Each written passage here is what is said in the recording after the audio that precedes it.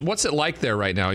Like I said, about 30 hours away from it getting kicked off. But have you seen the stage? What it's going to look like? I mean, is it going to be the spectacle that everybody assumes it's going to be?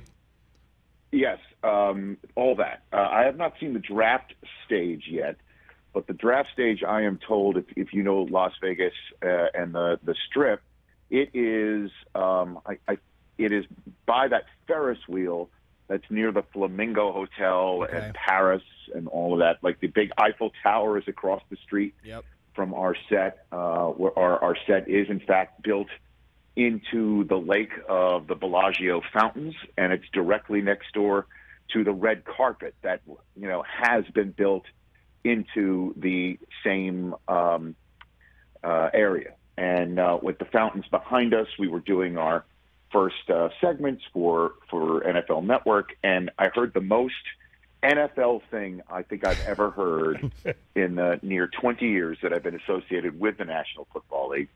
And that is the NFL apparently, starting tonight, will take control of the Bellagio fountains. They will be in charge of when those things go and what colors are used. So I think there might be some sort of who's on the clock type color scheme with the fountains.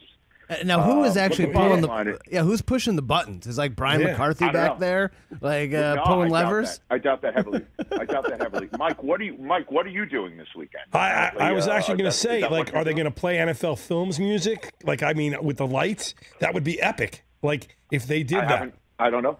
I have not looked into it. I don't know. All I know is that I've heard it is wild that we are now. We're now in Vegas for a draft.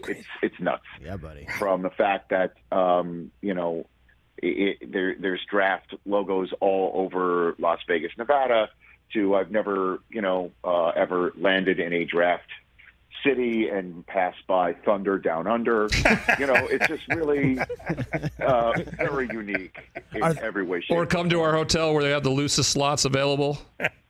Yeah. Well, apparently that's the other most NFL thing. $7 steak. We as NFL employees may not take part in any of that stuff. Yeah. So it's like basically me taking a bowl of candy, putting it in front of my children, and saying no sugar allowed. Don't eat it. Not allowed. Not for you. Not for you. There have been some people here for a week, but at any rate, the draft is finally upon us, and it is exciting. This town is ready for it. And I can't believe we're here, quite honestly. All right, then. You've been there. You're kind of starting to hear the whispers around what's going on. Is there any bombshells that we can expect or possible moves here or there? Or is this going to be kind of a straightforward draft? We may not necessarily know who's going to get picked in the first 3 picks, but we kind of have a pretty good idea what the top 10 is going to look like. Yeah, man, we don't know. I mean, I think right now, the word is Trevon Walker's going to be first overall. That after the Aiden Hutchinson conversation being first overall, it has dominated, basically. Yeah. We left the combine. It certainly appears that we are going to be seeing Trevon Walker first overall, and then Hutchinson second overall. Well, it's got to make Michigan. It's got to make Detroit fans just ecstatic to hear that's a possibility.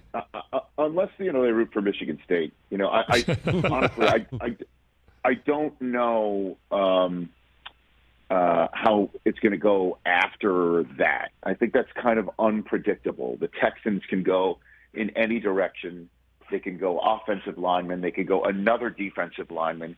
Or they could go Sauce. I've been told that my Sauce dream could be spoiled by the Texans, who could also go Kyle Hamilton as well. They apparently like him too. So 3 right now, in a lot of people's minds, is the wild card. And then the Jets will go either receiver or Sauce.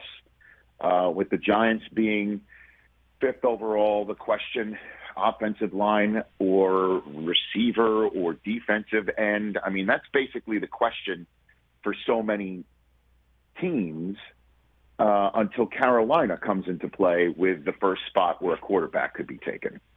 And word right now is that's not going to happen. I'm hearing that's not in the cards. And they're going to go either try and trade down for somebody who might really adore a certain player that allows them to net more picks, because after they choose 6th overall tomorrow night, the next time we see them is the end of the 4th round and compensatory picks. It's deep for them into the draft until they choose again. And that's the way I'm kind of seeing everything right now. But the consensus in this town is it's Trevon Walker 1st overall. Hey, you watched all the way to the end. Thanks for that. Watch more right here.